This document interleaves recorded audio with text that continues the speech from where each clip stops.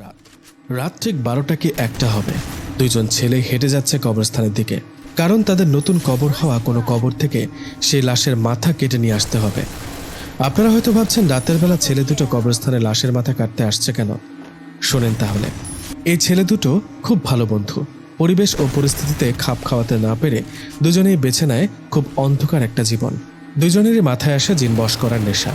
জিন বশ করার নেশা ও কবিরাজি শিখতে দুজনেই একজন কবিরাজের কাছে চলে যান। সেই কবিরাজের কাছে যাবার পর অনেক অনুরোধ করতে থাকেন কবিরাজকে। কবিরাজ যেন তাদেরকে তার শিষ্য বানায়, তাদেরকেও যেন কবিরাজি শেখানো হয়। ছেলে দুটোর অনেক অনুরোধে কবিরাজ তাদেরকে কবিরাজি শিখাতে রাজি হন, কিন্তু খুব কঠিন শর্ত তাদের দেওয়া হয়। 3টা শর্তের মধ্যে প্রথম যে শর্ত ছিল সেটাই হলো অমাবস্যার রাতে কোনো এক কবরস্থান থেকে লাশের মাথা কেটে এনে কবিরাজকে দিতে হবে। কবিরাজের দেওয়া প্রথম শর্ত পালন করতে অমাবস্যার রাতে কবরস্থানের দিকে এগিয়ে যাচ্ছে এই দুই বন্ধু। এদের একজনের নাম শাহাদাত, আরেকজনের নাম জয়নাল। অমাবস্যার রাত, গ্রামের রাস্তা একদম ফাঁকা, একদম গা ছমছমে পরিবেশ।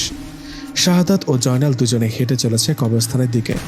এরা দুজন যখন হেঁটে কবরস্থানের পাশে চলে আসে, ঠিক তখনই পেছন থেকে একটা আওয়াজ ভেসে আসে, এখান থেকে চলে যা, বাঁচতে চাইলে চলে যা। পেছন থেকে এমন আওয়াজ পেয়ে শাহাদাত ও